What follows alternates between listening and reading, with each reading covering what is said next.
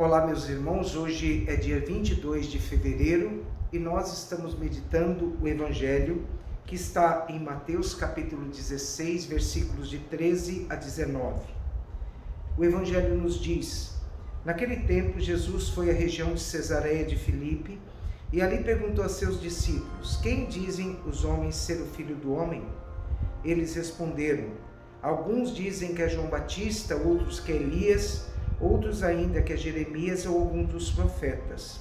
Então Jesus lhes perguntou: e vós, quem dizeis que eu sou? Simão Pedro respondeu: tu és o Messias, o Filho do Deus vivo. Respondendo, Jesus lhe disse: feliz és tu, Simão, filho de Jonas, porque não foi um ser humano que te revelou isso, mas o meu Pai que está nos céus. Por isso eu te digo que tu és Pedro, e sobre esta pedra construirei a minha igreja, e o poder do inferno nunca poderá vencê-la. Eu te darei as chaves do reino dos céus. Tudo que tu ligares na terra será ligado nos céus.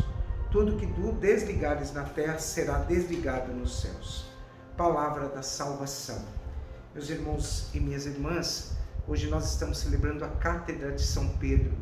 E celebrar a Cátedra é celebrar a sede de Pedro, onde Pedro hoje se construiu-se o que a igreja é.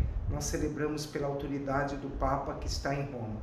E hoje, vendo essa mensagem, nós pensamos de onde vem a autoridade que foi dada a Pedro? Pelo próprio Jesus.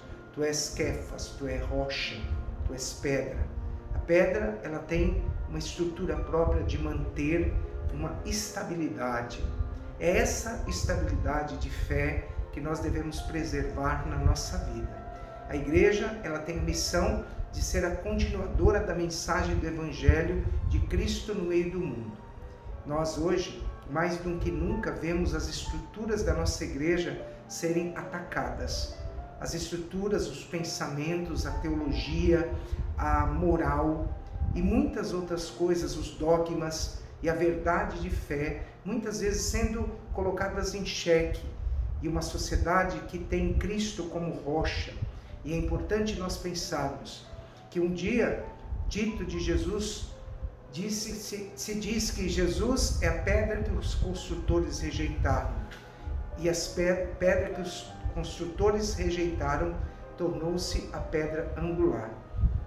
Pedro é a rocha, porque a história de Pedro está configurada profundamente a uma autoridade, a autoridade de Deus. A igreja, e nós como igreja, como corpo místico, como corpo desta igreja, nós temos a missão de sermos os continuadores da verdade do Evangelho em todos os lugares do mundo.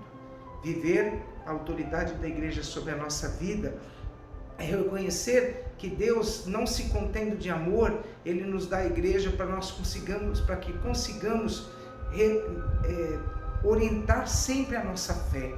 Estar sob a autoridade da igreja e os pensamentos da igreja é experimentar em cada um de nós os valores do próprio Evangelho. É na igreja e na autoridade dela, na autoridade que vem até nós, que nós vivemos aquilo que é o mais sagrado na vida de todo cristão. Os sacramentos, a Eucaristia, a palavra de Deus que nos impulsiona todos os dias.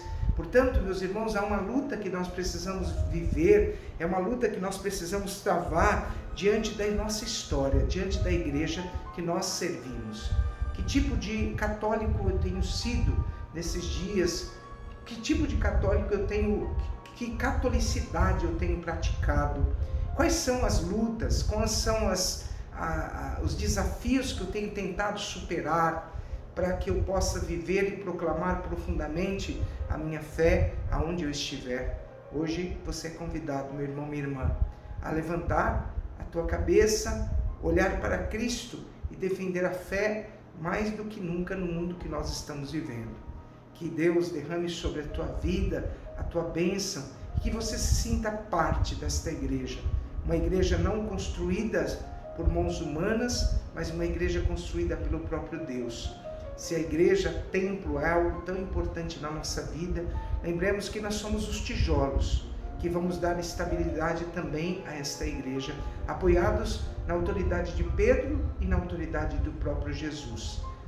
quando às vezes as pessoas dizem para nós: eu sou feliz por ser católico, mas eu sou feliz porque na Igreja Católica eu tenho Jesus, eu tenho santos, eu tenho a Virgem Maria, eu tenho a Eucaristia, eu tenho os sacramentos para me darem um norte, uma direção real para a minha vida de fé. Que Deus derrame sobre a tua vida e que você ame profundamente a tua igreja.